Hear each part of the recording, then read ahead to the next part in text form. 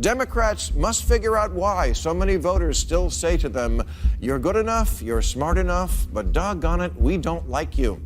But Democrats were supposed to flip the Senate and didn't. Supposed to flip state legislatures, not a one. And they lost seats in the House in a year that was so much about making people aware of racism. Their share of minority votes went down. The message to Democrats from so much of the country seems to be, we don't like Trump, but we still can't bring ourselves to vote for you. Liberals can either write off half the country as irredeemable, or they can ask, what is it about a D next to a candidate's name that makes it so toxic? And Democrats are the party of every hypersensitive social justice warrior, woke bullshit story in the news. They're the party that disappears people or tries to make them apologize for ridiculous things.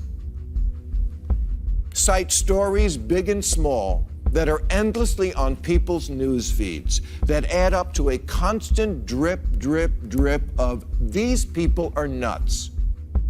Democrats kept saying in the campaign, you can't possibly think Trump is preferable to what we're selling.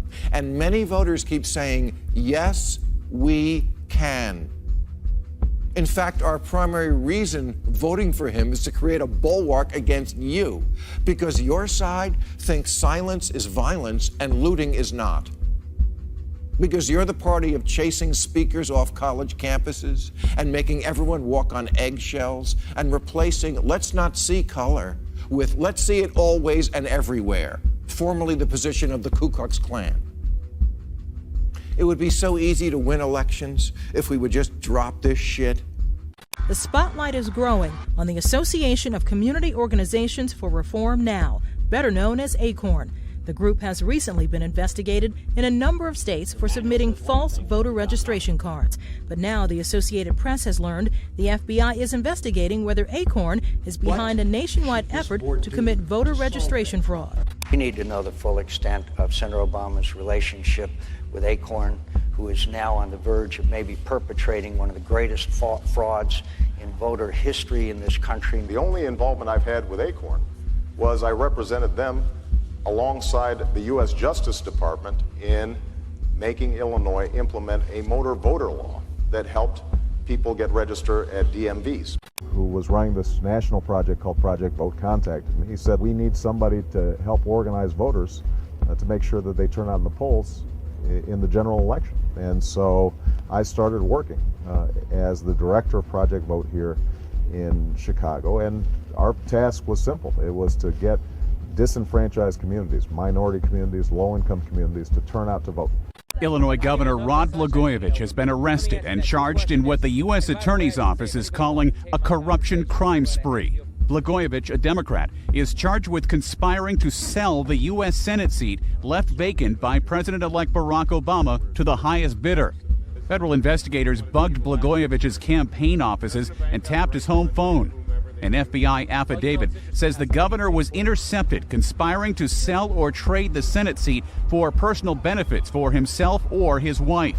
In a bold move, embattled Illinois Governor Rod Blagojevich appointed a senator to fill Barack Obama's former United States Senate seat. Federal authorities arrested Blagojevich in early December and accused him of trying to sell the open Senate position, among other things. Please don't allow the allegations against me to taint this good and honest man.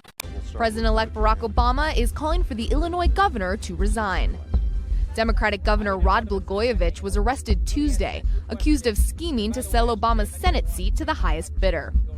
Governor Blagojevich is arguing that he's being railroaded. I'm not even getting a fair trial. They're just hanging me. In the midst of a public relations blitz, Blagojevich likened himself to a cowboy wrongly accused of horse stealing. One of the cowboys said, let's hang him. And the other cowboy said, hold on, before we hang him, let's first give him a fair trial. Then we'll hang him. Just say something real quick? Yeah. Elvis appeared before Madison Square Garden here in New York, and the first thing he said to the press was, first of all, I'd like to say, innocent of all charges. He gave all that background, and I want the people to know those are false allegations, and I write about that in the book. I'm going to prove my innocence. I'll be fully vindicated. And a very terrible thing, an unfair thing has happened to Patty and me, to our daughters and to our family, and the people of Illinois who put their trust in me, because they chose me in every election, hadn't lost one. And they chose me because they trusted me, and I trusted them to make the decision. It's very hard when you're falsely accused of things, and you have this tremendous desire to let everybody know I didn't do what they say. Former Governor Rod Blagojevich. Here we go.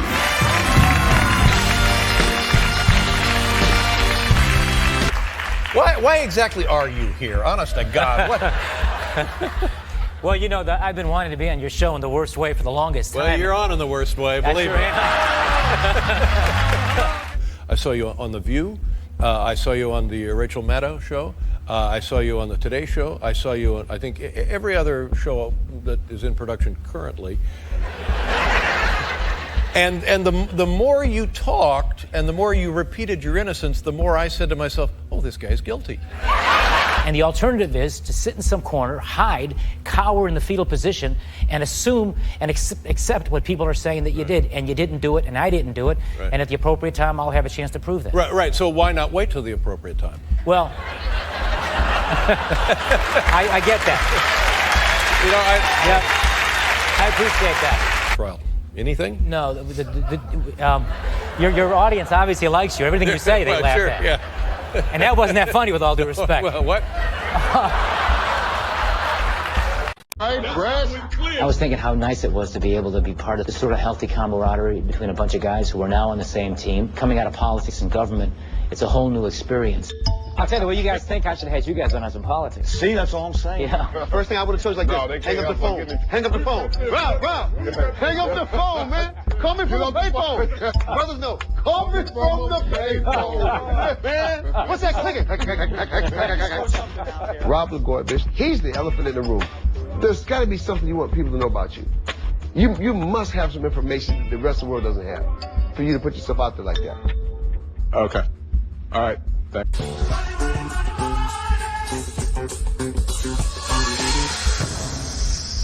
So, Governor, did you win? I never predict elections. I'm cautiously optimistic. I think we've worked real hard. I think we've worked as a team. So I think with all the challenges and the ups and downs, I think I like what we did. What do you think of your team? I thought they were great. To his trial and then his retrial, Rod Blagojevich seems to personify the unexpected. Today, he is about to put his life behind bars behind him and rejoin his wife and 2 daughters. Former Governor Rod Blagojevich will soon be a free man. President Trump has commuted his 14-year sentence. We have commuted the sentence of Rod Blagojevich. He served 8 years in jail. It's a long time. Blagojevich, a popular politician, was first elected in 2002. Easily won re-election 4 years later. But when Barack Obama was elected president in 2008, things began to unravel for him. As governor, Blago had the power to appoint the next senator to fill Obama's seat. Recorded phone conversations by the feds, Blagojevich infamously was heard saying, "He's got this thing." I've got this thing, and it's golden. And one of the politicians trying to make a play for that Senate seat was Jesse Jackson Jr. "No way," said Blago. I don't believe him. I don't trust him. In short time, the U.S. attorney at the time, Patrick Fitzgerald, would announce yet another Illinois governor was indicted. In April 2009, most of the charges were related to attempts to sell that Senate seat.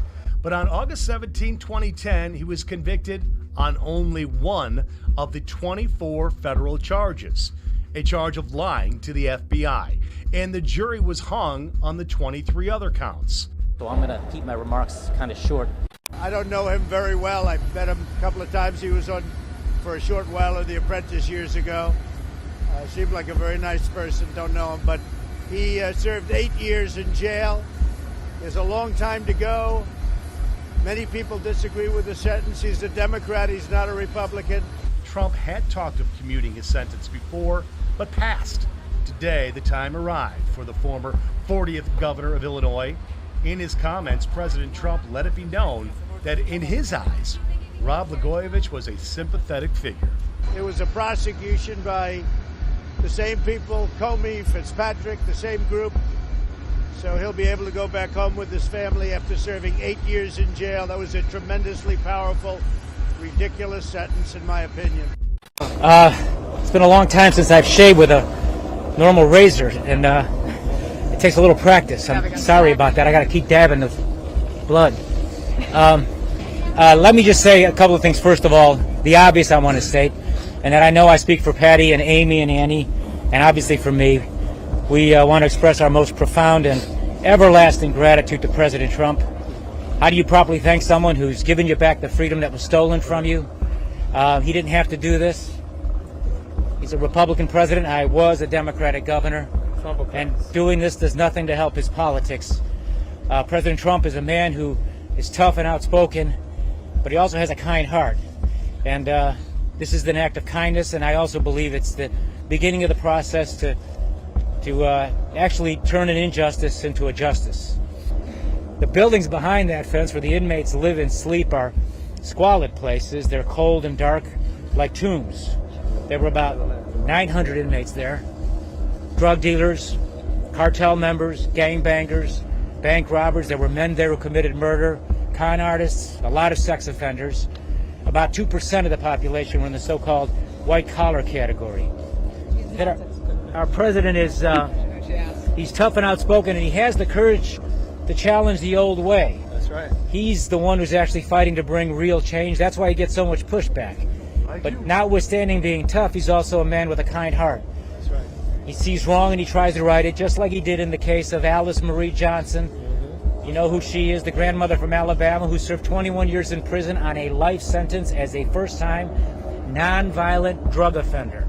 A life sentence as a first-time nonviolent drug offender. The first step that all of them come home. Alice Marie Johnson's case is probably one of the better illustrations that shows how the federal criminal justice system disproportionately discriminates against African Americans and people of color, and how the 1994 crime bill has led to the over-sentencing and to the creation of what the author Michelle Alexander has called the new Jim Crow in America.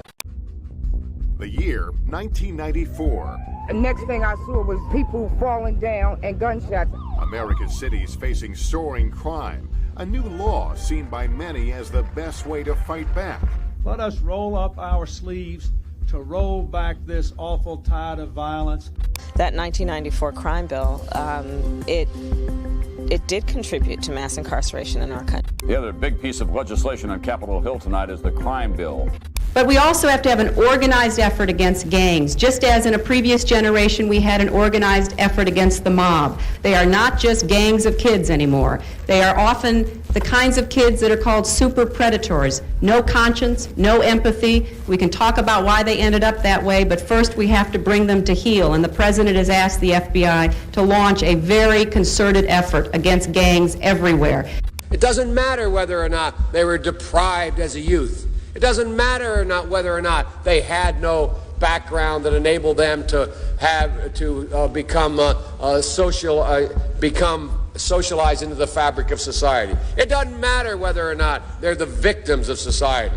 The end result is they're about to knock my mother on the head with a lead pipe, shoot my sister, beat up my wife, take on my sons.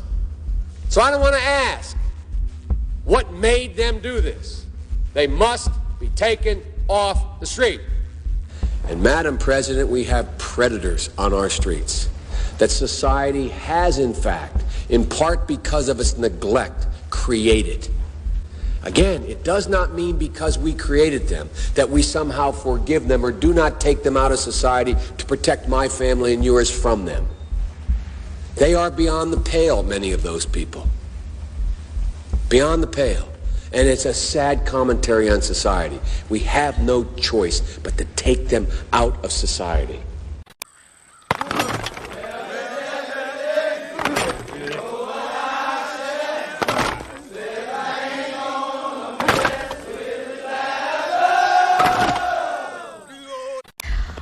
What's your view on the crime bill that you wrote in 1994, which showed prejudice against minorities?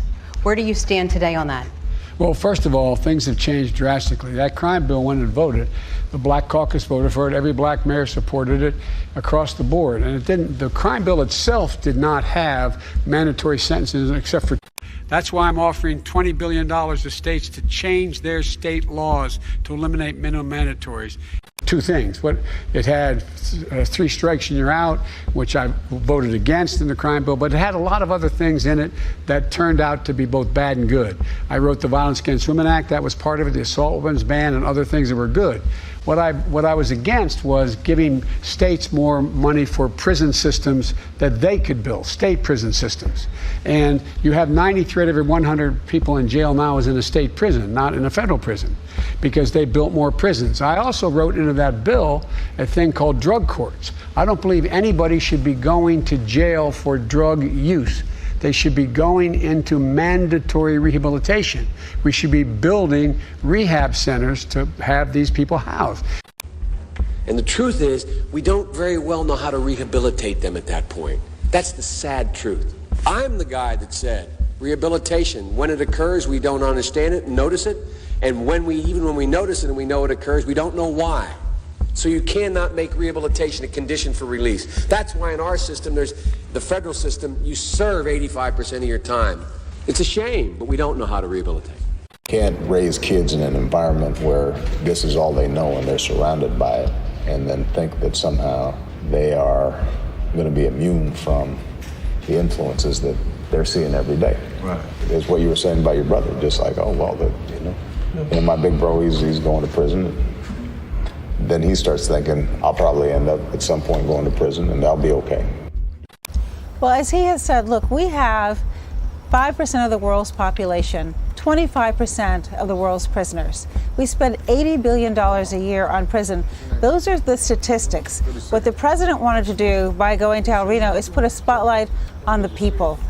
I joined with a group of people in the House to provide for changing the system from punishment to rehabilitation. Along with a guy named Arlen Specter, who you may remember, I wrote the Second Chance Act. But in the meantime, an awful lot of people were jailed for minor drug crimes after the Exactly right. Was it a mistake to support it? Yes, it was. But we did a study. And we determined what happens if, for the first, second, third offense, for any crime in the criminal justice system, at the federal level, if you're a black man, it's the first time you committed robbery. How long would you go to jail on average? If you're a white man, how long? Black man would go to jail on average 13 years. White man, 2 years. Another thing about how perspectives change over time. Bobby Rush, member of Congress, said the other day, I'm ashamed that I voted for the '94 crime bill. You ashamed of that bill? Not at all. And in fact, I drafted the bill, as you remember. I know that. And by the way, we talk about this mostly in terms of Black Lives Matter. Black lives really do matter. But the problem is institutional racism in America. That's the overarching problem that still exists. Federal agents sent to restore order in Portland have poured petrol on disorder. What was a largely peaceful protest has escalated into violence. It's the first time that it's driven crowds away, but it doesn't look like they've gone. Certainly, it doesn't seem like either side is going to give up anytime soon.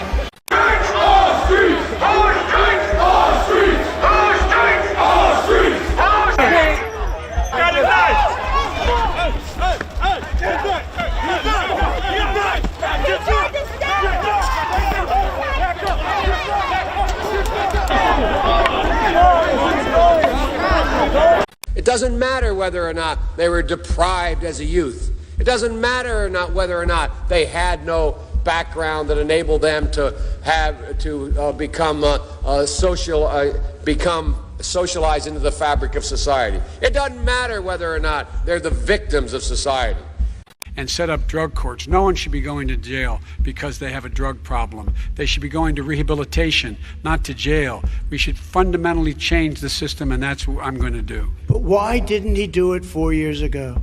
Why didn't you do that 4 years ago, even less than that? Why didn't you do it? You were vice president. You keep talking about all these things you're going to do and you're going to do this, but you were there just a short time ago, and you guys did nothing. We did. You know, Joe, I ran because of you. I ran because of Barack Obama, because you did a poor job. If I thought you did a good job, I would have never run. I would have never run. I ran because of you. I'm looking at you now. You're a politician. I ran because of you. He's taken some flack lately, but no one is happier, no one is prouder to put this birth certificate matter to rest than the Donald. your credentials and breadth of experience.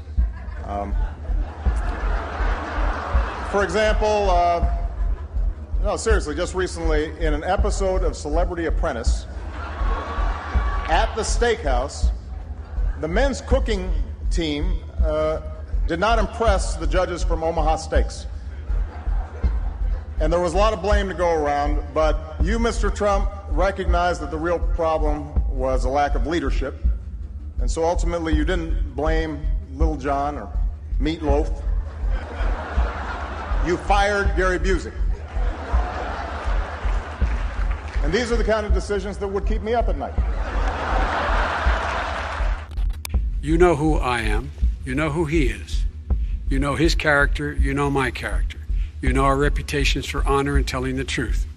The character of the country is on the ballot. Our character is on the ballot. Look at us closely. Let me ask some follow-up. Please respond, and then we're going to have follow-up questions. If this stuff is true about Russia, Ukraine, China, other countries, Iraq, if this is true, then he's a corrupt politician. All right. So don't give me the stuff about how you're this innocent baby. Joe, they're calling you a corrupt politician. Nobody. President Trump, I want to stay on the issue of race. We're talking about the issue. Laptop from hell. President Trump, we're talking about race right now, and I do want to stay on the issue of race. Well, the people who use America, corporations who use America, are groups of people who use America for a stepping stone for more powerful position in the rest of the world. I mean, face it, there's people who are trying to gain control of the entire world now. Senator Biden, it's nice to have you here. As the youngest member of the Senate, the one, therefore, who may expect the longest career there, I wonder if you'd say to us, since it's clear that you're not corrupt and you got elected, why should people think that the system produces corrupt results when there you are?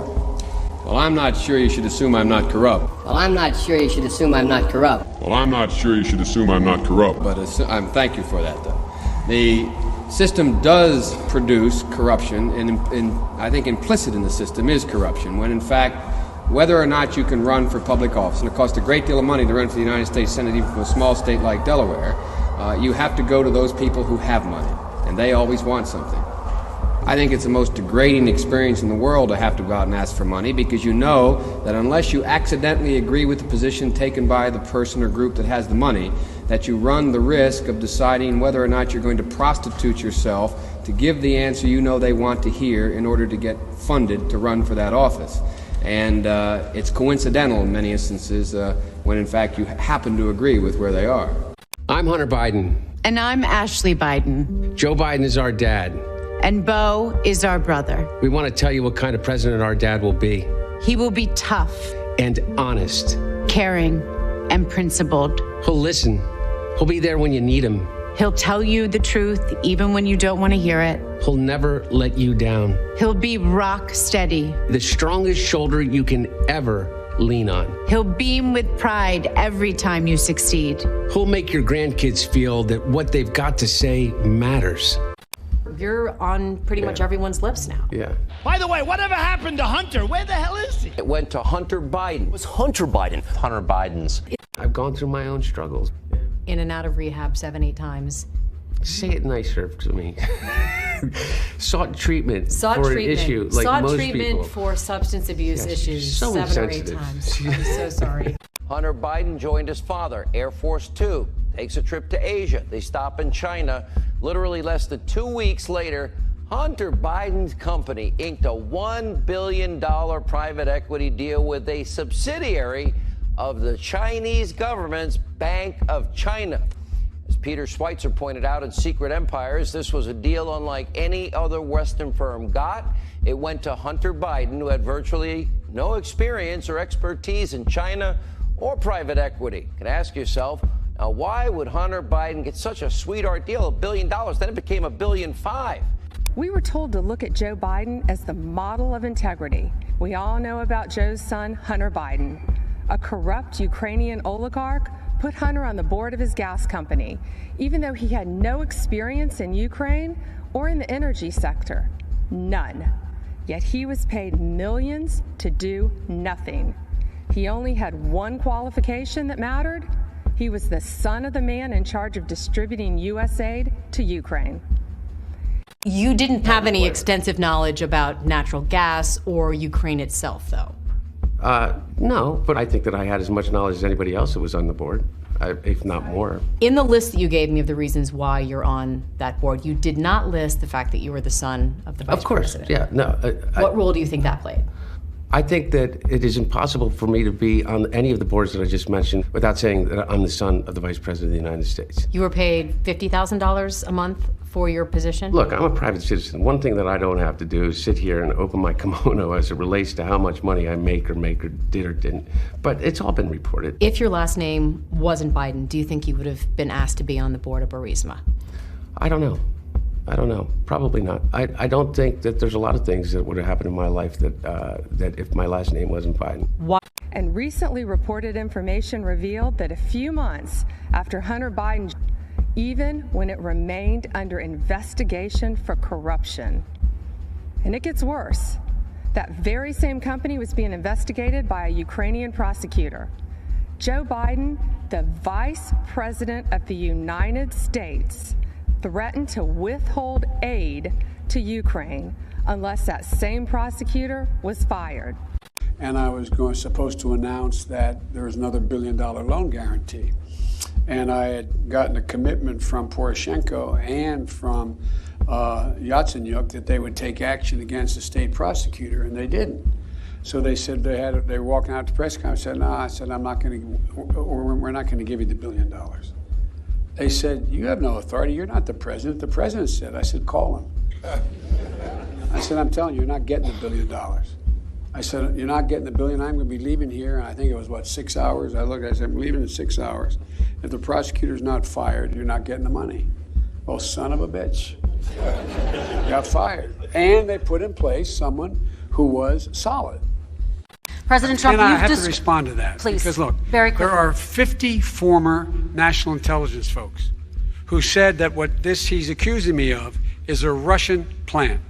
They have said that this has all the 5 former heads of the CIA, both parties, say what he's saying is a bunch of garbage. Nobody believes it except his and his good friend Rudy Giuliani. You mean the laptop is now another Russia hoax? That's exactly what. Is this where you're exactly going? What this is where he's going. The laptop is Russia, Gentlemen, Russia. I want to stay on the issue of race. You have to be kidding. Here we go again with Russia. Rachel Maddow, you want to see how bad it's gotten? Someone put this together from just one episode of her show from last March, and I'm going to play it for you. Here we go. Vladimir Putin, Russia hates Russia, Putin, Russia, Moscow, Russia, Russian, pro-Russian, the Russians, Moscow,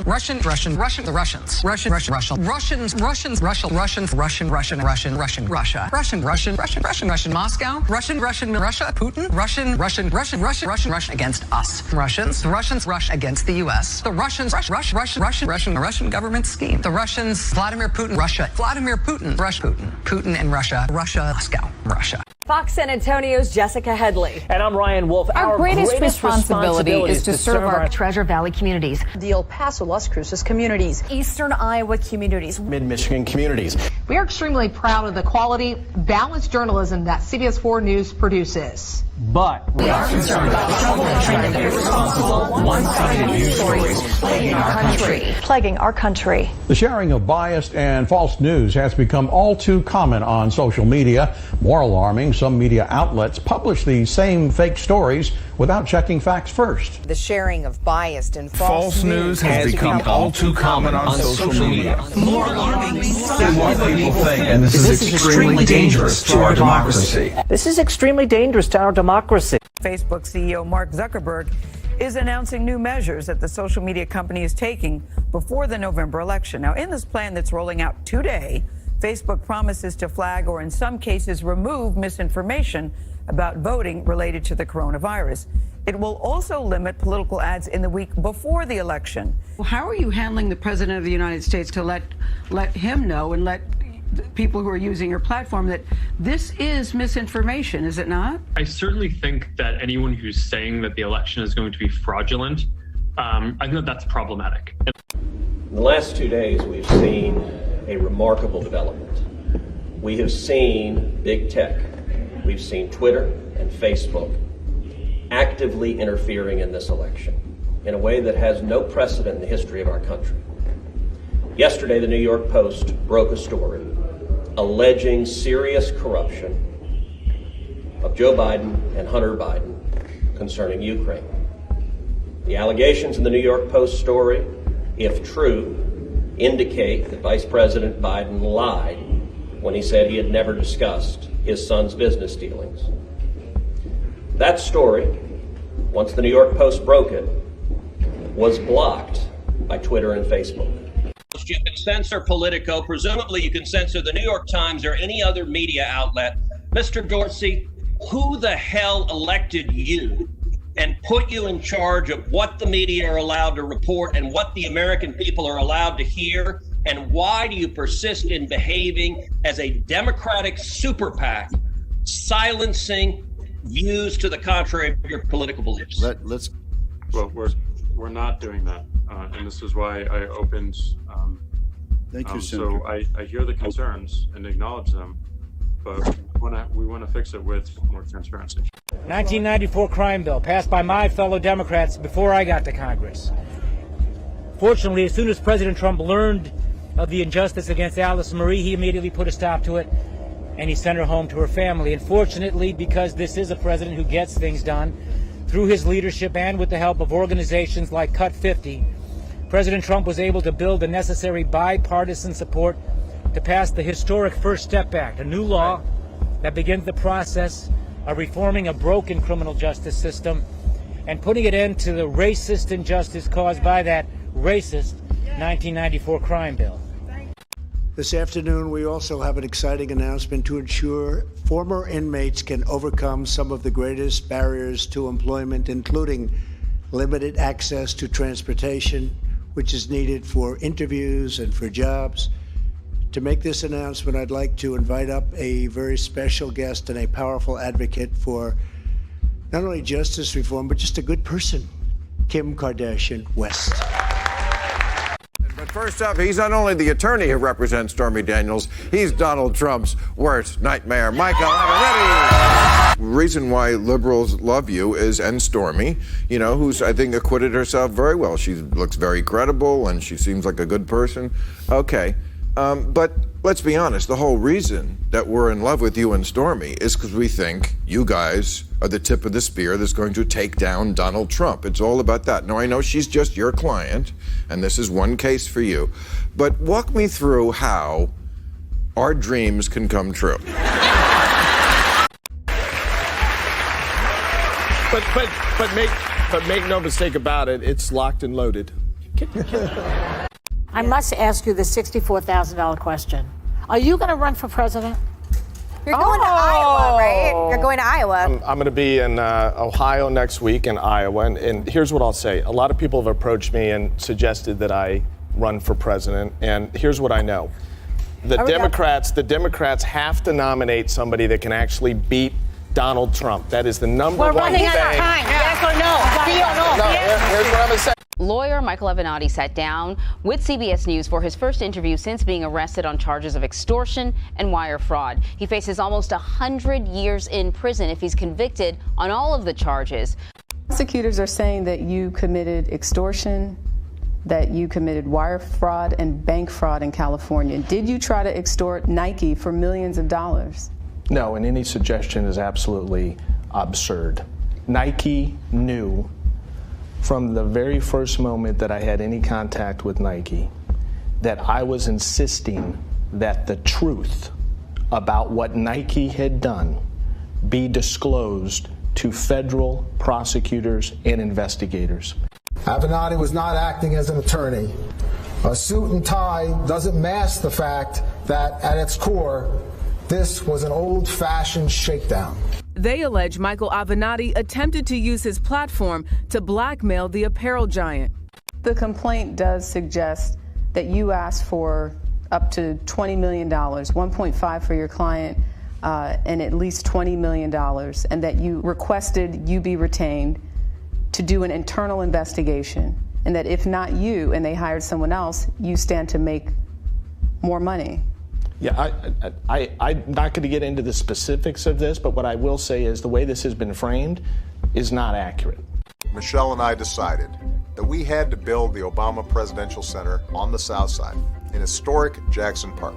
It will be a place for all seasons with winding landscapes, a sledding hill, and quiet spaces to read or reflect. The campus includes a museum, a library building, an athletic center, and a place we're calling the Forum, a public meeting space where people of all backgrounds can come together for programming, training, take in a performance in the auditorium.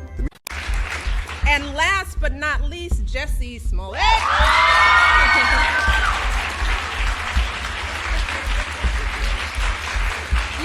You don't want to miss out on this cuteness over here, so I'm sorry for those for blocking it. I'll be gone in a second.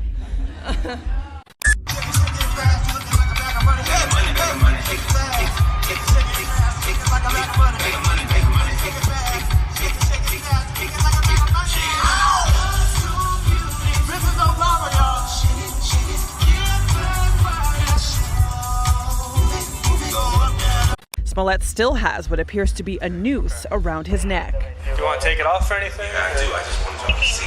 Smollett told police he was assaulted by two masked men, yelling racist and homophobic slurs. They called me a. They called me a. There's no which way you cut it. I don't need some MAGA hat as the cherry on top of some racist sundae. I can just assume, I come really, really hard against 45. I come really, really hard against his administration. And I don't hold my tongue. I want to ask you about Jesse Smollett. I think that's horrible. It doesn't get worse, as far as I'm concerned. To suggest that lynching would only be a lynching if someone's heart was pulled out and produced and displayed to someone else is ridiculous.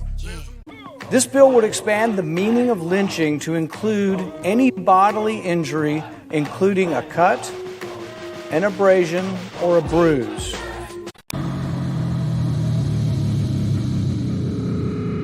The top prosecutor at the office that ultimately decided not to prosecute Smollett was actively seeking to help the defendant. And this was all set in motion by Michelle Obama's former chief of staff. Well, the Chicago Police Union is calling for a federal investigation into Fox's handling of the Smollett case. You know what I'm talking about? Juicy Smouillet. He's a very famous French actor.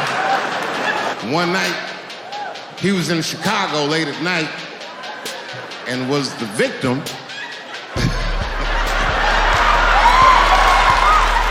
this shit was like international news.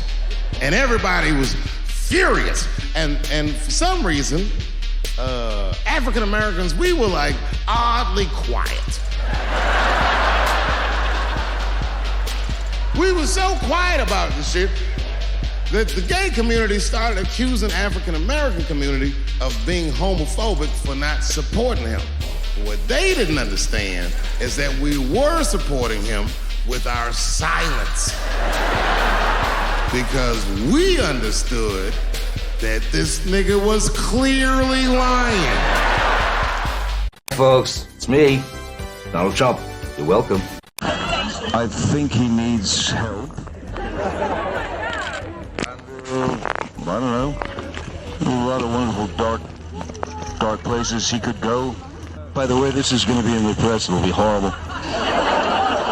When was the last time an actor assassinated a president?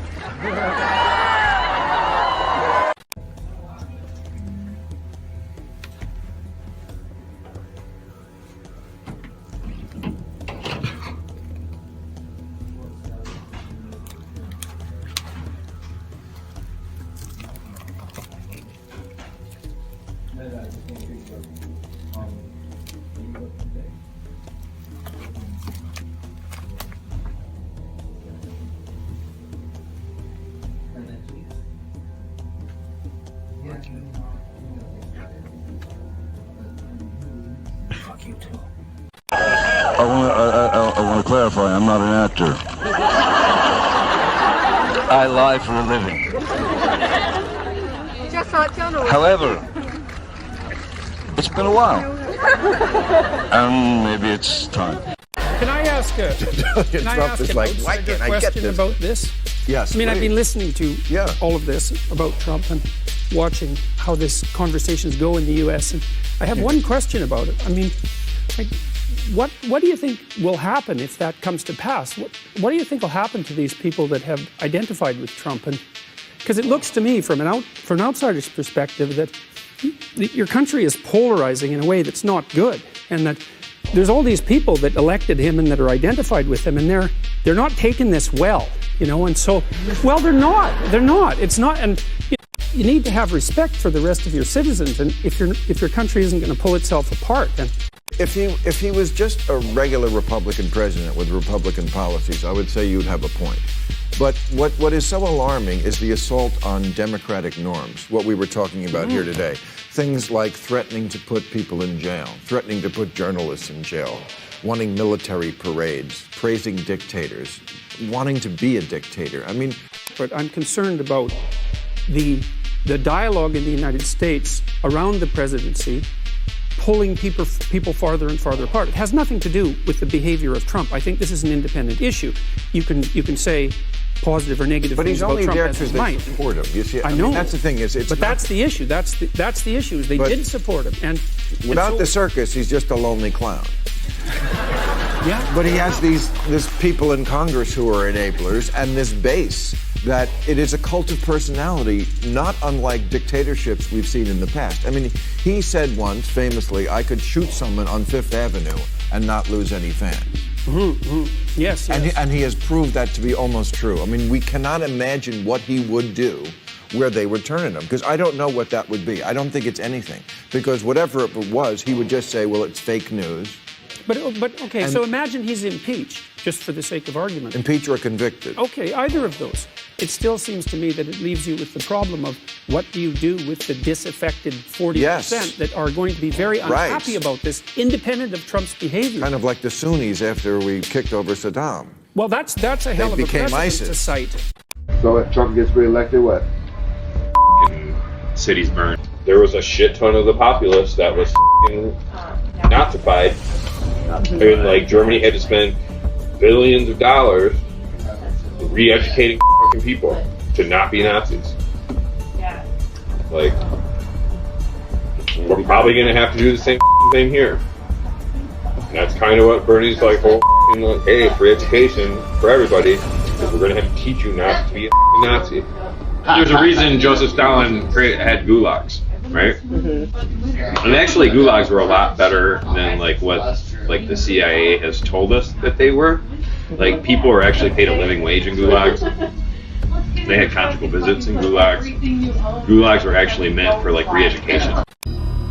As hundreds of thousands of Muslims disappear into giant secure facilities, China has begun taking a few selected journalists inside. These are places where adults wear uniforms, but sleep up to 10 a room, sharing a toilet, with no idea how many months or years it will be before they can return to their families. If they don't want. Democratic Congressman Eric Swalwell, who sits on the House Intel Committee, reportedly has ties to a Chinese spy, that alleged agent apparently trying to influence American politicians. And now Republican lawmakers are demanding answers.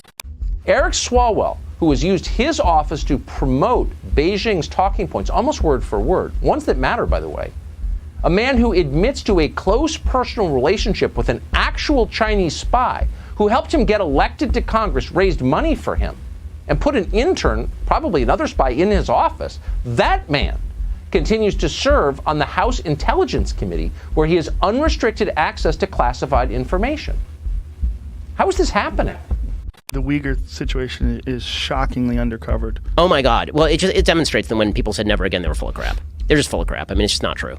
And this is one area where the United States should absolutely be taking a leading role. It is obvious that China is a nefarious actor. China has been stealing our technology. The Chinese government is attempting to extend its rule of tyranny over Hong Kong. They just subjected 7.5 million people to their direct tyranny in violation of treaty.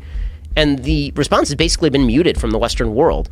And did you see that video of the Chinese ambassador in Britain being asked on the BBC about that tape?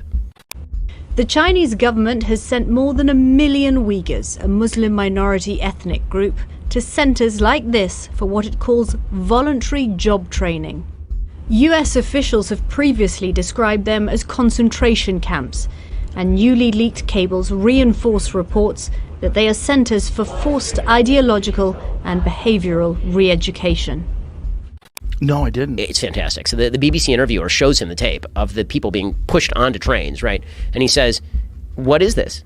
And the Chinese ambassador says, "I can't see it. I'm not sure what you're talking about." He's literally saying that the screen is huge. It's right behind him. Like he's looking right at it. And he acts as though he can't see it. And then he starts talking about the natural beauty of the region. This is almost certainly over northern China, over Xinjiang. Can you tell us what is happening here?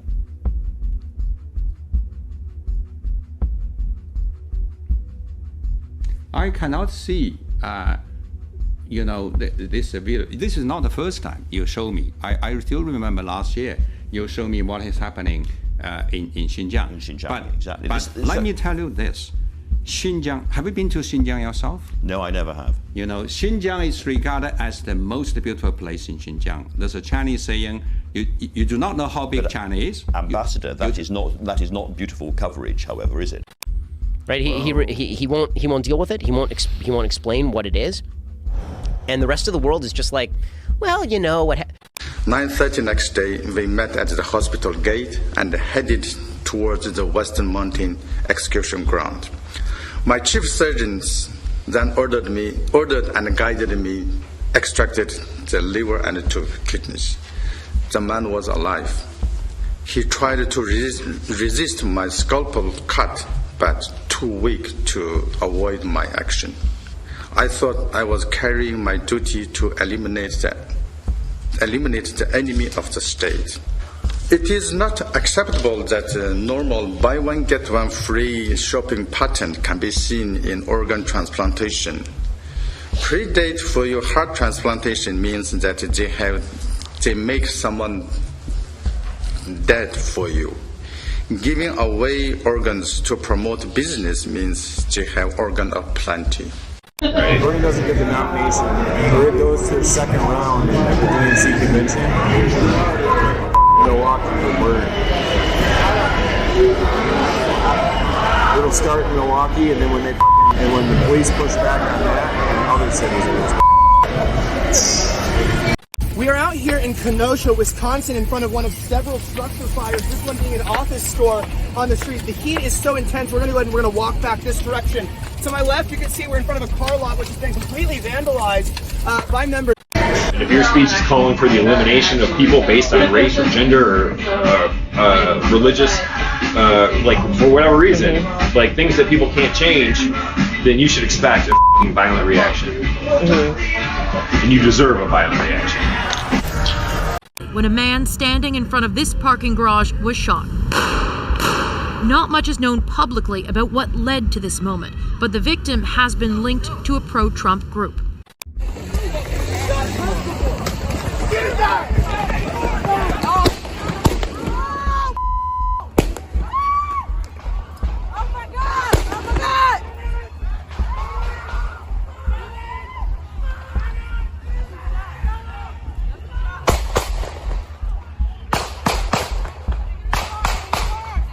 Be ready to be in Milwaukee for the DNC convention.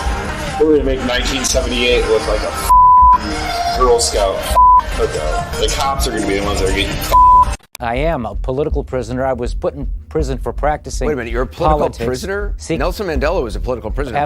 Political prisoners have no due process and are unjustly jailed. You had a jury convict you.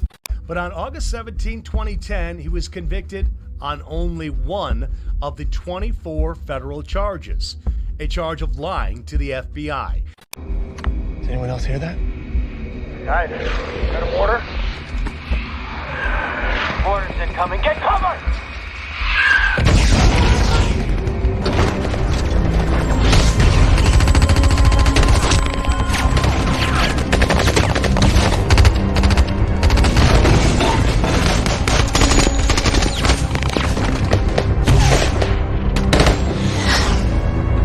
A charge of lying to the FBI.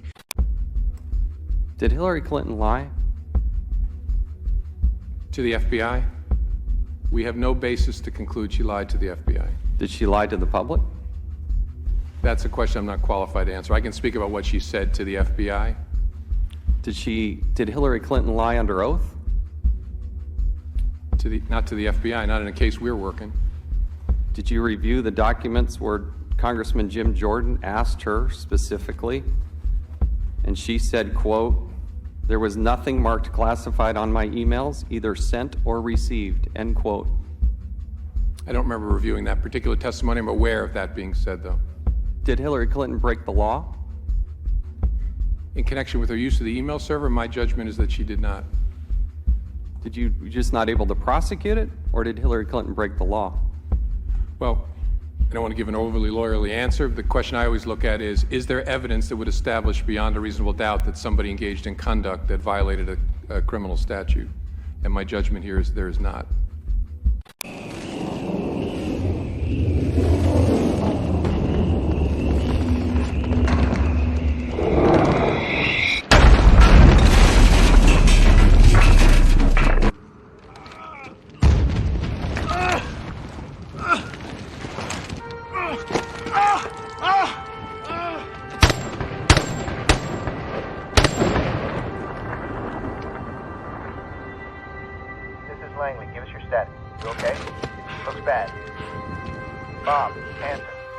Building A, what's going on? Check in. Get Deltas up on the roof now. Blue, going external. You had an unusual email arrangement, which meant the State Department could not produce your emails to us. You made exclusive use of personal email and a personal server. And when you left the State Department, you kept the public record to yourself for almost 2 years. And it was you and your attorneys who decided what to return and what to delete. Those decisions were your decisions, not our decisions. It was only in March of this year we learned of this email arrangement. Jack, you believe this shit? Stop. Stop, you're gonna fuck it up even more. All right, you ready? 1, 2, 3. Ah! Hang in.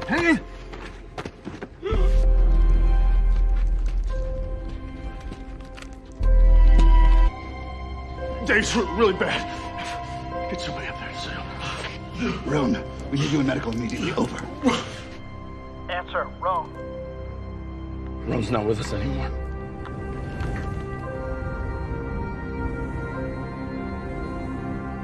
Oz, how can I help? Get me to medical. Dave's gonna bleed out fast if you don't get up here. You're gonna need some tourniquets. Clear the table back there.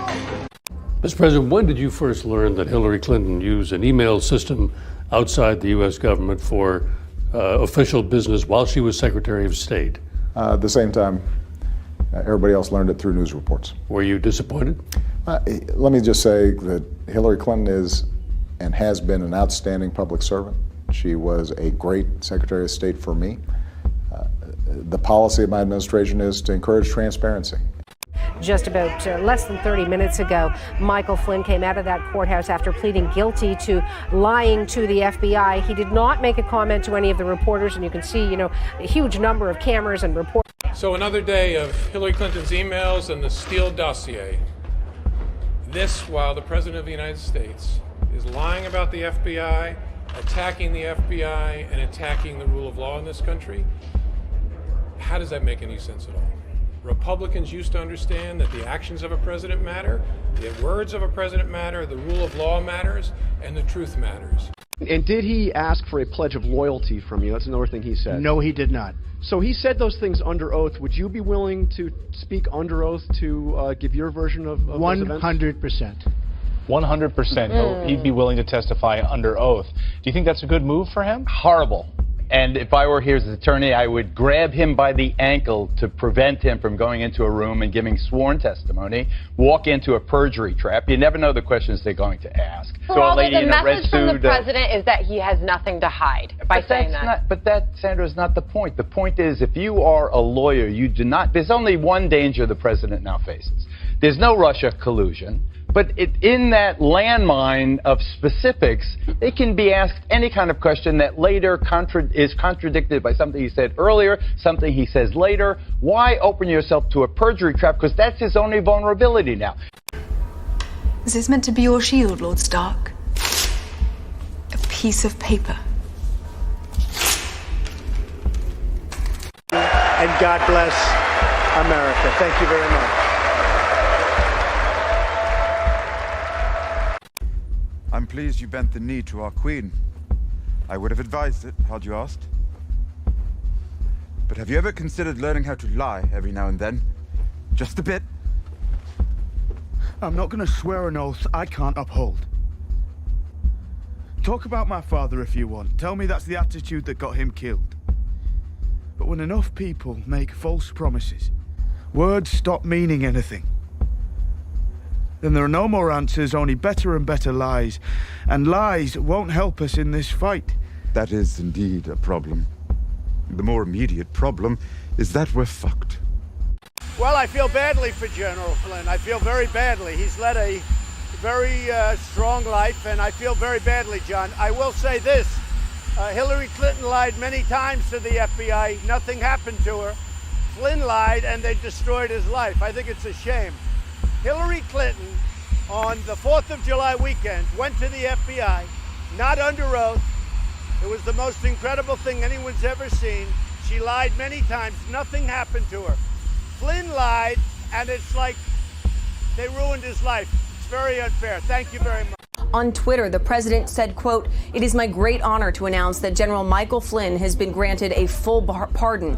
Congratulations to General Flynn and his wonderful family. I know you will now have a truly fantastic Thanksgiving."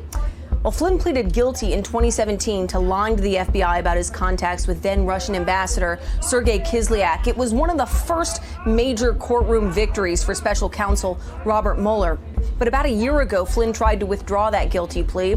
His attorneys argued that he'd been entrapped by people like fired FBI agent Peter Strzok. And then this spring, Attorney General Bill Barr tried to have the case against Flynn dismissed. Barr accused Strzok of setting up a perjury trap. It was a charge that Strzok, at the time, dismissed as ludicrous.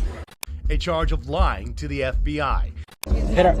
Our president is, he's tough and outspoken, and he has the courage to challenge the old way. That's right. He's the one who's actually fighting to bring real change. That's why he gets so much pushback. You had appeals courts look at your sentencing, and you even appealed to the Supreme Court twice, and they refused to hear you. So you're hardly a political prisoner. Well, first of all, Nelson Mandela went to before a court. He was convicted in a court of law. I had nearly 8 years to read books. Right, by a racist apartheid government. That's correct. And not but a jury I bet you of if his you were to peers. ask him, I bet you if you were to ask Nelson Mandela whether he thought the process was fair back in the early 60s in South Africa, he would say what I'm saying today, and that is the shocking fact. I just got to stop you. I'm sorry. As someone who's worked in South Africa and saw apartheid, the idea that you are comparing yourself to somebody who has actually been railroaded by an apartheid system is just nuts and frankly, like, offensive. Well, no, you're the one making the comparison, not me. I didn't bring up Nelson Mandela. You did. I am a political prisoner. I was put in prison for practicing. Wait a minute, you're a political politics. prisoner? Nelson Mandela was a political prisoner. Political prisoners have no due process and are unjustly jailed. You had a jury convict you. A charge of lying to the FBI. Right, you're saying, like him, you were railroaded by an all-white jury for an oppressive regime? No, I hear again, you're putting words in my mouth. I never said that either. Okay. No, what I'm saying is that I was thrown in prison and spent nearly 8 years in prison for practicing politics, for seeking campaign contributions without a quid pro quo. No express quid pro quo. And if I was given the same standard Senator Menendez was given, I could very well have been in the U.S. Senate instead of where I was. Well, first and above all, I want to thank God because it is by His grace that I was delivered from an unjust prosecution. I'm so blessed to have two great children. And I love you so much, I can't.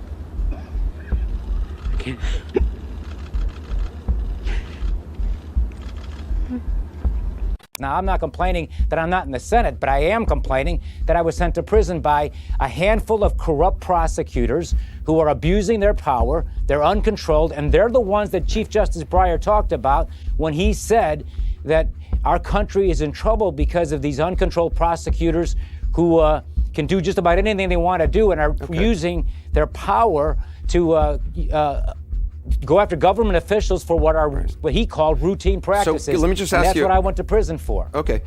In short time, the U.S. attorney at the time, Patrick Fitzgerald, would announce yet another Illinois governor was indicted. It was brought down in part by his own words. The government recordings of the then governor were often the main attraction during trial. I've got this thing, and it's golden. And I'm just not giving it up for nothing. But there were other recordings in which Blagojevich could be heard providing his frank assessment of the people who wanted to be appointed to the Senate. Continuing now with our lead story, Governor Blagojevich and Barack Obama. There is another element here. As you may know, the governor on tape said that Jesse Jackson Jr.'s people offered to raise $1 million if the congressman was appointed senator by the government. Jesse Jackson Jr. denies it. I did not initiate or authorize anyone at any time to promise anything to Governor Blagojevich on my behalf. I never sent a message or an emissary to the governor to make an offer, to plead my case, or to propose a deal about a U.S. Senate seat, period. However, he did meet with the governor for 90 minutes, just 2 days before the feds popped Blagojevich with it. I mean, Jesse Jr., it's a repugnant thought to me. I can't believe anything he says. What he's got third parties saying to me is a heck of a lot more substantial than what we're getting from the Obama people, okay? I understand. But, you know, I don't believe him. I don't trust him. I used to like him. I don't like him anymore. You know, I think he's a bad guy. I still believe in the power of forgiveness. I believe in the power of redemption. Today I manned up and tried to accept responsibility for the errors of my ways, and I still believe in the resurrection. Well, that was former Illinois Congressman Jesse Jackson Jr. after being sentenced to 30 months in federal prison for campaign finance fraud. Jesse, when you were sent away to prison, you even said to the family, forget me, leave me alone, I don't want any communication, because you were humiliated and embarrassed, you said.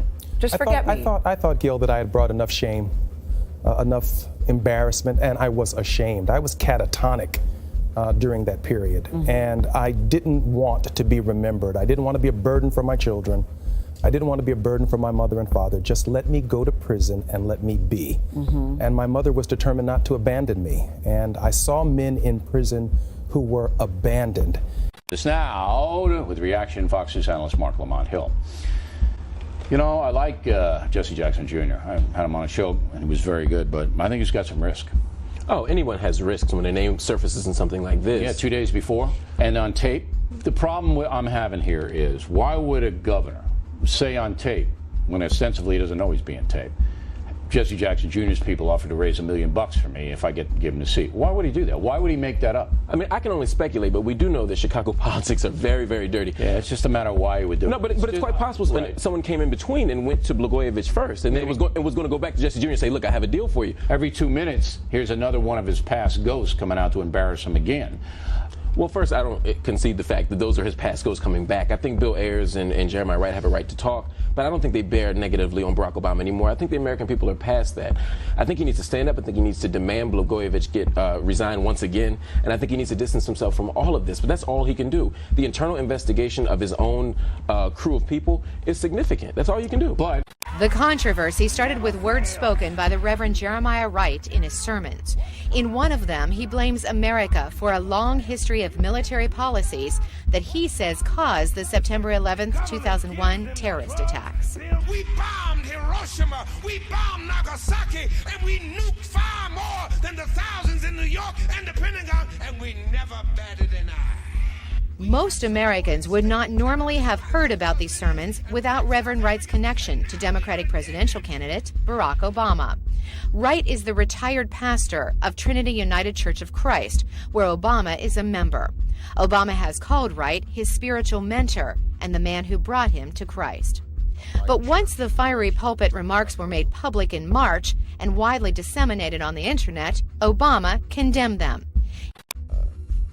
Moving forward, Reverend Wright does not speak for me. He does not speak for our campaign. I cannot prevent him from continuing to make these outrageous remarks, but what I do want him to be very clear about, as well as all of you and the American people, is that when I say I find these comments appalling, I mean it.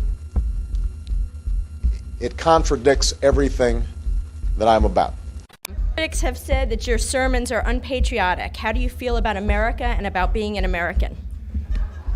I feel that those citizens who say that have never heard my sermons, nor do they know me. They are unfair accusations taken from sound bites and that which is looped over and over again on certain channels. I served 6 years in the military. Does that make me patriotic? How many years did Cheney serve? I stand before you to open up this two-day symposium with the hope that this most recent attack on the black church, it is not an attack on Jeremiah Wright, it is an attack on the black church. Black preaching is different from European and European American preaching. It is not deficient, it is just different. It is not bombastic, it is not controversial, it's different. Are you disappointed that Senator Obama has chosen to walk away from you? Whoever wrote that question doesn't read or watch the news. He did not denounce me. He distanced himself from some of my remarks, like most of you, never having heard the sermon.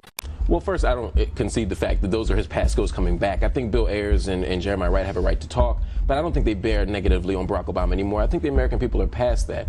Mr. Ayers, I don't care about an old washed-up terrorist, but as Senator Clinton said in her debates with you, we need to know the full extent of that relationship. We need to know the full extent of Senator Obama's relationship with Acorn, who is now on the verge of maybe perpetrating one of the greatest frauds in voter history in this country, maybe destroying a fabric of democracy. Same front outfit organization that your campaign gave $832,000 for quote, lighting and site selection. So all of these things need to be examined, of course. I'm going to. Mr. Ayers has become the centerpiece of Senator McCain's campaign over the last 2 or 3 weeks. This has been their primary focus. So let's get the record straight. Bill Ayers is a professor of education in Chicago. You know, people on the right said, no, he's lying. He's a secret Muslim, socialist, terrorist, something or other. And people on the left said, I think he's winking at me. Don't you feel him winking at us when he talks about those things? The one thing that Obama brings to the job that we should not take lightly is that he was a community organizer. Mr. Saul Alinsky, who was born in Chicago in 1909, has become sort of the pet revolutionary of the church people of America, and for a fee, a very modest fee.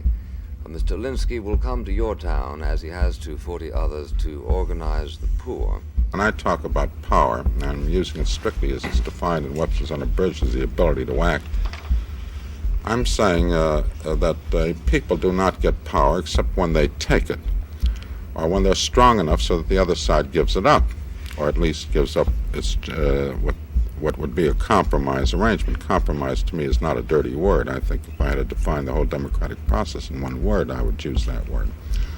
Because an ideology, to begin with, to have an ideology, you've got to have possession of a prime truth.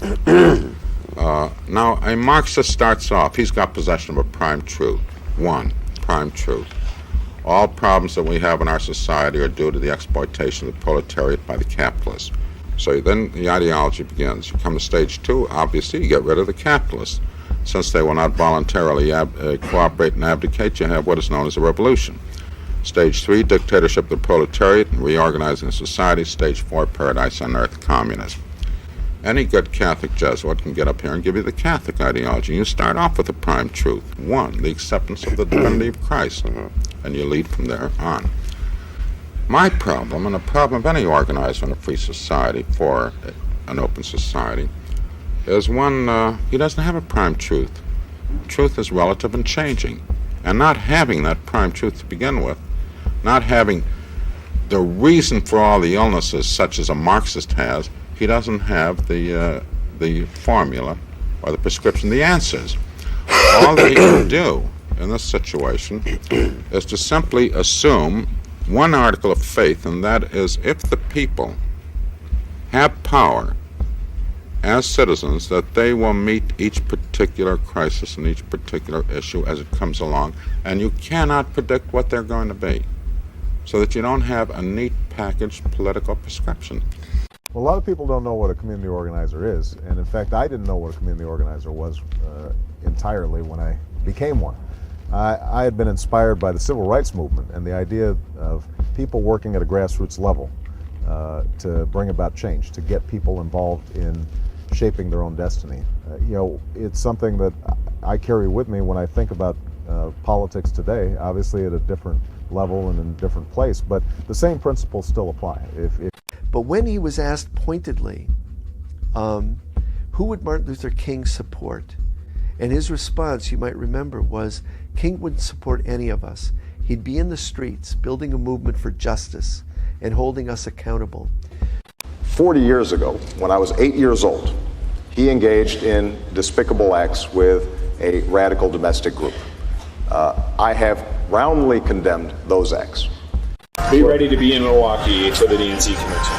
We're going to make 1978 look like a Girl Scout cookout. The cops are going to be the ones that are getting beaten in Milwaukee. That's right. 50 years ago this week, the 1968 Democratic National Convention in Chicago became a national spectacle as a major political event turned into chaos that culminated with a police riot, much of it unfolding on live national television.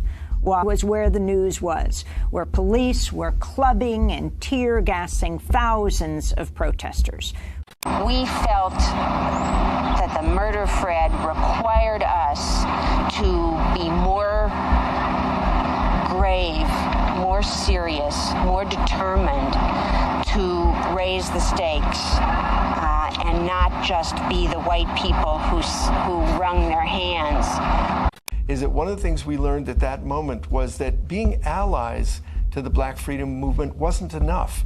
The Black Panther Party said to us again and again, we don't need allies, we need partners. We need not charity, but solidarity. And at that moment, I think many of us moved from thinking of ourselves as dissidents and organizers, thinking of ourselves as revolutionaries, to transform this country from an imperialist, racist monster into a peaceful, joyful, and just place.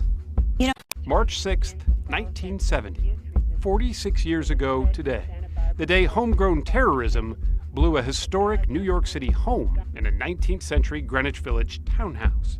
The bomb was being assembled by members of the Weather Underground, a radical left-wing group that took its name from the Bob Dylan lyric, "You don't need a weatherman to know which way the wind blows." Look out, kids, no matter what you did. Walk on your tiptoes, don't tie no bows. Better stay away from those that carry around a fire hose. Keep a clean nose, wash the plain clothes. You don't need a weatherman to know which way the wind blows.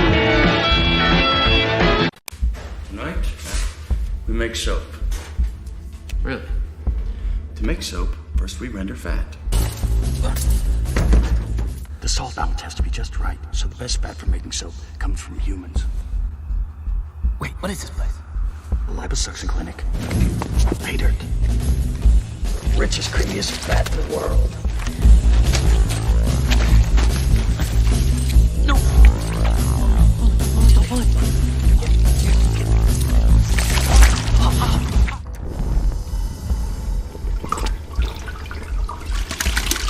As the fat renders, the tallow should float to the surface, like in Boy Scouts.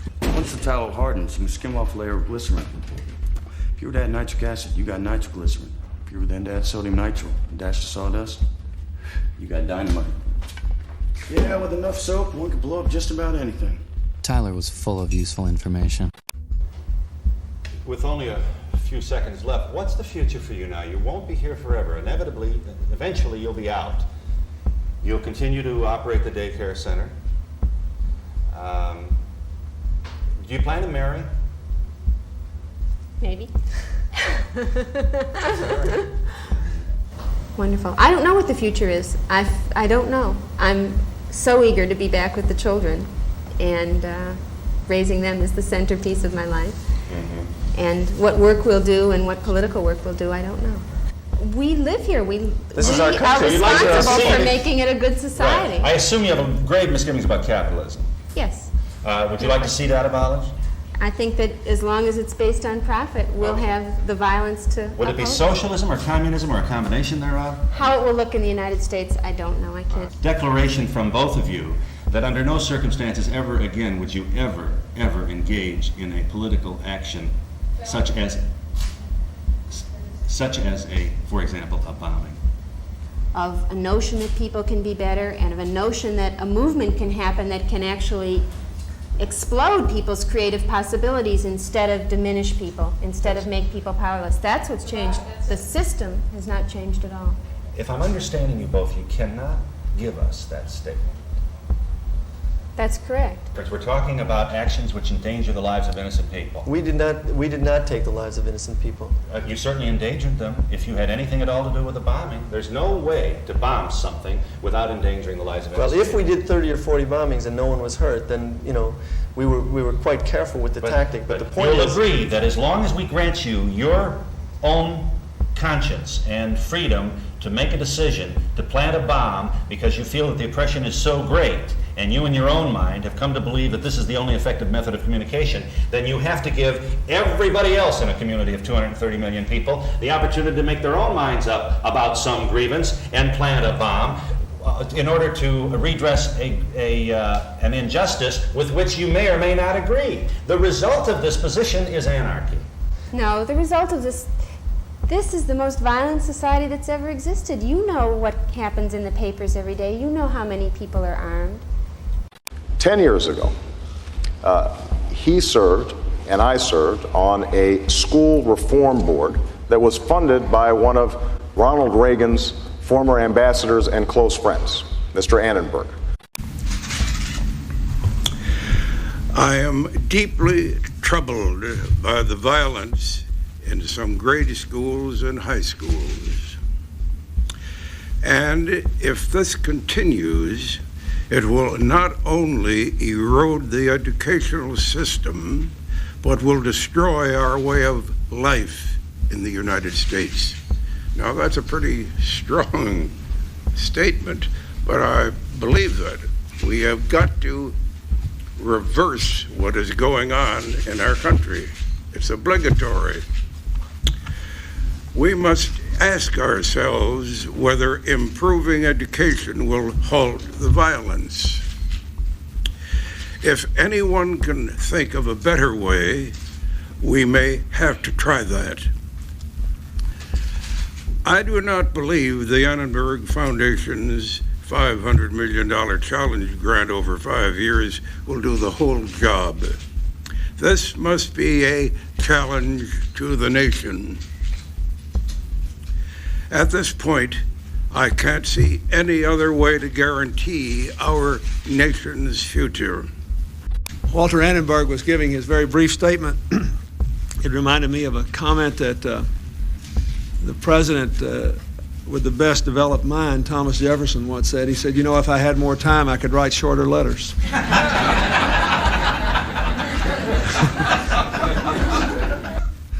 Walter and Lenore Annenberg have done a remarkable and truly wonderful thing on this day. In giving the largest private gift in American history to the future of America's children. It could not have come at a better time. In a moment all of you will repair to another place and discuss in greater details exactly what this gift will do and how it will be done. But since I spent the better part of my life in public service laboring to improve public education, I want the press and the American people to know that there are two things that are important about this gift: its size and the way the money is going to be spent. No, the result of this is the most violent society that's ever existed. You know what happens in the papers every day. You know how many people are armed. Stay back. Don't get pushed out. It's been said that in order to go through the front gates of the Annenberg estate, you had to be or had to have been the President of the United States. The exclusive nature of the Annenberg estate cannot be minimized. Informally called Camp David West, Sunnylands was designed as a part-time home for the Annenbergs and as an ultra-exclusive retreat for heads of state. Presidents Nixon, Ford, Carter, Reagan, George H.W. Bush, Clinton, and George W. Bush all came to the estate during their presidencies. And though most presidential visits were filled with golf, tennis, and general relaxation, it was also a hiding place of sorts for embattled friends of the Annenbergs. Therefore, I shall resign the presidency effective at noon tomorrow. After his resignation in August of 1974, President Richard Nixon flew directly from the White House to the Annenberg estate. And in 1979, as Islamic fundamentalists were overthrowing the Shah of Iran, the Shah's family took refuge in the Rancho Mirage estate. Walter Annenberg, a millionaire publisher, has invited the Shah to his estate. There was a New Year's Eve party every year that Ronald Reagan was president, which Reagan came to. Of course, Ronald Reagan, during his presidency, came here every New Year's Eve to celebrate New Year's Eve with members of his cabinet. The Annenbergs themselves also made history, as they are both, technically speaking, ambassadors. Annenberg sold his empire to Rupert Murdoch's News Corp for $3 billion. I was reading my copy of the New York Times the other day, okay? And I knew you guys would react that way, okay? So I'm reading the New York Times, though. And I was really interested to read about Barack's friends from Chicago, as the New York Times reported.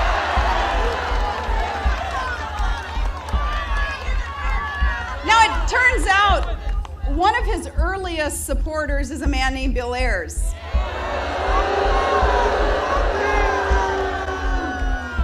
And according to the New York Times, he was a domestic terrorist and part of a group that, quote, launched a campaign of bombings that would target the Pentagon and our U.S. Capitol. And then there's even more to the story. Barack Obama says that Ayers was just someone in the neighborhood, but that's less than truthful. His own top advisors said that they were, quote, certainly friendly. In fact, Obama held one of his first meetings of his political career in Bill Ayers' living room. And they've worked together on various projects in Chicago, and, you know, these are the same guys who think that patriotism is paying higher taxes. An early organizing meeting for your state Senate campaign was held at his house, and your campaign has said you're friendly. Can you explain that relationship for the voters and explain to Democrats why it won't be a problem? George, but this is an example of what I'm talking about. This is a guy who lives in my neighborhood, who's a professor of English in Chicago, who I know and who I have not received some official endorsement from. He's not somebody who I exchange ideas from on a regular basis. The notion that somehow, as a consequence of me knowing somebody who engaged in detestable acts 40 years ago when I was 8 years old, somehow reflects on me and my values doesn't make much sense, George. Barack Obama says that Ayers was just someone in the neighborhood, but that's less than truthful. Well, I think that is a fair general statement. But I also believe that Senator Obama served on a board with Mr. Ayers for a period of time, the Woods Foundation, which was a paid directorship position. And if I'm not mistaken, that relationship with Mr. Ayers on this board continued after 9/11 and after his reported comments, which were deeply hurtful to people in New York. And I would hope to every American, because they were published on 9/11, and he said that he was just sorry they hadn't done more. And what they did was set bombs, and in some instances, people died. Bill Ayers and his wife, Bernadine Dorn, in the 1960s and 70s were radicals, members of the Weather Underground, an anti-Vietnam War group that bombed federal buildings, including the U.S. Capitol and the Pentagon. Barack Obama confirmed during a primary debate that he knew Ayers, and when pressed, said they served on a charitable foundation board together, and Obama condemned Ayers' support of violence. One place their paths repeatedly crossed, according to a CNN review of board minutes and other records, was Chicago's Annenberg Challenge Project, where a $50 million grant from the Annenberg Foundation matched locally raised funds to improve schools. I do not believe the Annenberg Foundation's $500 million challenge grant over 5 years will do the whole job. This must be a challenge to the nation. According to participants and project records, Bill Ayers fought to bring the Annenberg grant to Chicago. Barack Obama was recruited as its chair. For 7 years, Bill Ayers and Obama, among many others, worked on funding for education projects, including some experiments supported by Ayers. Stanley Kurtz, a conservative researcher for the Ethics and Public Policy Center, has also been reviewing the recently released records of Chicago's Annenberg Challenge. Instead of giving money directly to schools, they gave money to what they called external partners. And these external partners were often pretty radical community organizer groups. And the board gave hundreds of thousands of dollars to Bill Ayers' Small Schools Project, promoting alternative education like the Peace School, with a curriculum centered around a United Nations theme, and another school where the focus was African American studies. I want the press and the American people to know that there are two things that are important about this gift.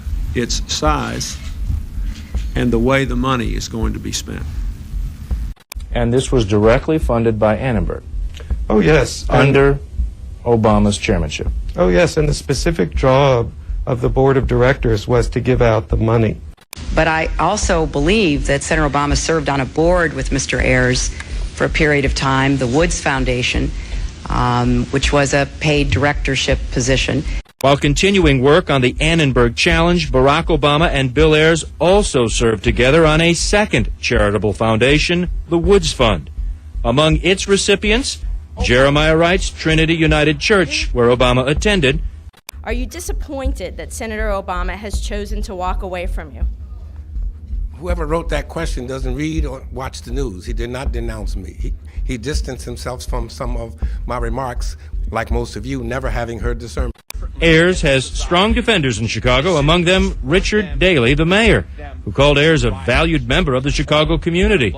The city gave Ayers its Citizen of the Year award in 1997 for his work on the Annenberg Project. For Obama, the chairmanship of the $100 million Annenberg board helped vault him from Southside Chicago lawyer to political player, and that, too, has another connection to Bill Ayers. In 1995, months after the little-known Barack Obama became Annenberg Project chair, State Senator Alice Palmer introduced the young Obama as her political heir apparent. Where was that introduction made? At the home of the 60s radicals, Bill Ayers and Bernadine Dorn. The Obama campaign again says it is just a coincidence. And Dr. Quentin Young, a retired doctor, told us this indeed was Barack Obama's political coming out party, and it was hosted by Bill Ayers. Now Stephanopoulos was bearing down on the general theme of patriotism in your relationships. A gentleman named William Ayers, Stephanopoulos began. He was part of the Weather Underground in the 70s. They bombed the Pentagon and other places. He's never apologized for any of that. An early organizing meeting for your state Senate campaign was held at his house, and your campaign has said that you are, quote, friendly. Can you explain that relationship for the voters and explain to Democrats why it won't be a problem?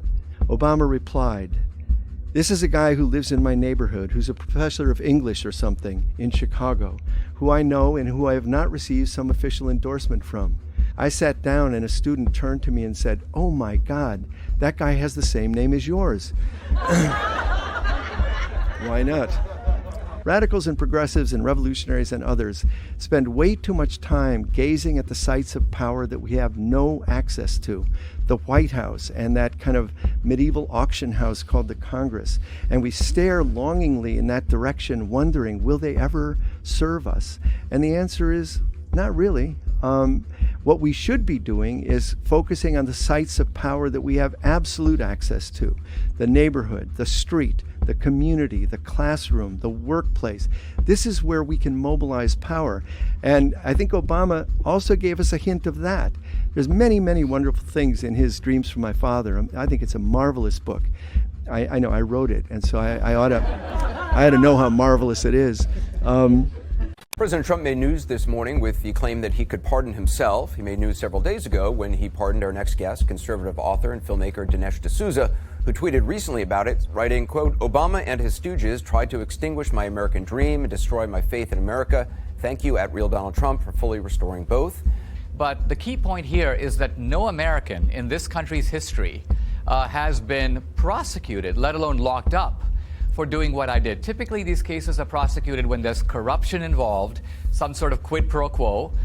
One of the things I think is also catastrophic in it is that the political system is something that's now for sale. It's on the auction block. And Dinesh referred to his time in custody. Were you in custody? I'm not sure. He had an assistant. I was in overnight custody. He had an assistant drop him off at his sleeping quarters overnight. I offered to write him a letter to the judge asking him not to put Dinesh in prison. He turned it down because I was going to advocate that he go to North Carolina and register voters, which would fit the crime of corrupting the political process in New York. But no, I think the criminal justice is deeply corrupt, and it's corrupted by politics. The inequity of our criminal justice system is on full display right on this podium right here. So I gave $20,000 of my own money over the campaign finance limit. I got 8 months in overnight confinement. 8 months or 8 years? 8 months. You said 8 years. You bombed the Pentagon and tried to bomb all kinds of other things.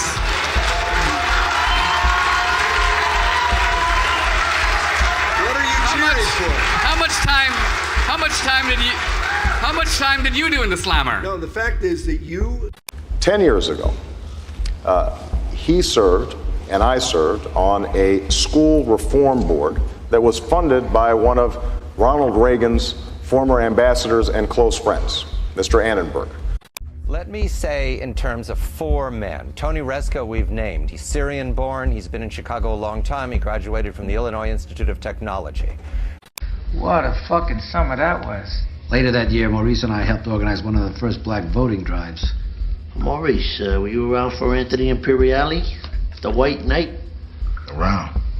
Who do you think he was fighting against? Italian pride. Keep Newark white. Aspiring Klansmen, some of those boys. So this group you got now, the Urban Housing League. What's the story there? Like many nonprofits, we fallen on hard times. Republican administration plus a proliferation of new charities post 9/11. Well, it sounds like you three got a lot to talk about. I'm gonna hit the showers. Maurice, nice meeting you. Same here. Senator Obama went out of his way today to avoid reporters and their questions. It was this morning's Chicago Sun-Times, as you point out, that reported that many of the buildings that Tony Rezko was supposed to transform into affordable housing are today unlivable or boarded up. 11 of those buildings are in what was State Senator Barack Obama's district. Buildings like this one in the 7,000 block of South Sangamon. What we wanted to ask Obama was what he knew about Rezco's management or mismanagement of those buildings while Obama was state senator. During the late 1980s and through the 1990s, Tony Rezco and his company secured approximately $100 million in grants, loans, and federal housing tax credits to rehab units in 30 dilapidated Chicago buildings, according to the Sun-Times investigation. I took the liberty of filling Maurice in on the broad strokes. Okay, we gotta go. Dr. Fried is a urologist. We're gonna give him $500,000 of our money, have him grab up these 4 houses on Garside Street for $125,000 apiece. The old first war. Once we own the houses, we got an appraiser who played ball. He's gonna reappraise them in the $300,000 range. What you do, Maurice, is you take the phony appraisals to HUD.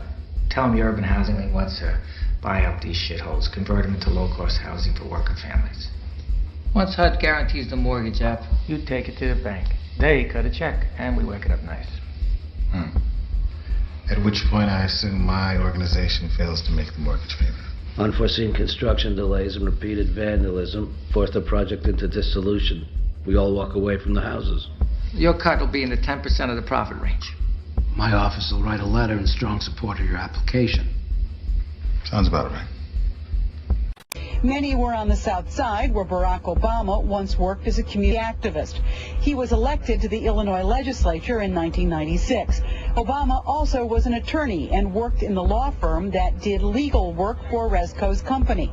Rezco was also a major campaign contributor to Obama and served on his finance committee when he ran for U.S. Senate. I'm going to make some mistakes every once in a while. There's a second name that's important here. His name is William Ayers. You used it. Billy Ayers of the Weather People. Not a casual acquaintance, but he's not Barack Obama's generation. He's more a mentor to Barack Obama. They've known each other at least since '95. Bill Ayers and his wife Bernadine Dorn were principals in Barack Obama's first run for the state Senate. In fact, they found a Meet the Candidate dinner meeting at their home in 1995. They've served together on a critical philanthropy in Chicago, the Woods Fund. They've given money to important people in Chicago. They know each other a long time. Bill Ayers was on the New York Times on September 11th, quoted as saying there was an eloquence to bombs. He's not an attractive character for a president to hang out with without answering what he learned from Bill Ayers all those years serving together. You know, this idea of purity and you're never compromised and you're always politically woke and all that stuff, you should get over that quickly. The world is messy. There are ambiguities. But I do get a sense sometimes now among certain young people, and this is accelerated by social media, there is this sense sometimes of the way of me making change is to be as judgmental as possible about other people. And that's enough. Like if I tweet or hashtag about how you didn't do something right or used the wrong verb, or then I can sit back and feel pretty good about myself. Because, man, you see how woke I was? I called you out. I'm going to get on TV, watch my show, watch Grownish. You know, that's not activism. That's not bringing about change. How's it go, Eskimo? Eskimo. Tell me what you know, Eskimo. Eskimo. How you feel, Eskimo? Eskimo. Tell me what you feel, Eskimo. Super I'm Jeremiah Wright, 'cause tonight I'm the preacher. I got a bookish look and you're all hot for teacher. Todd looking fine on his snow machine. So hot for each other, need a go-between. In Wastilla, we just chill, baby chiller. But when I see oil, it's drill, baby driller. All the Mavericks in the house, put your hands up. All the Mavericks in the house, put your hands up. All the plumbers in the house, put your pants up. All the plumbers in the house, put your pants up. When I say Obama, you say Ayers. Obama, Ayers. Obama, Ayers. I built me a bridge, it ain't going nowhere. McCain, Palin, gonna put the nail in the coffin of the media elite. She likes red meat. Shoot a mother humping loose 8 days of the week. Now you're dead. Now you're dead 'cause I'm an animal. And I'm bigger than you. Holding a shotgun, working the pump. Everybody party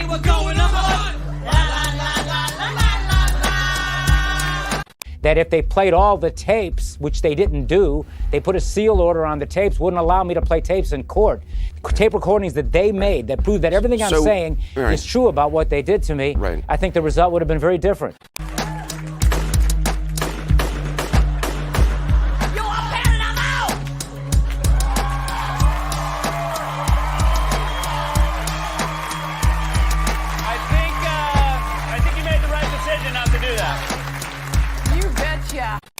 No expression, hide my head, I wanna drown my sorrow. No tomorrow, no tomorrow.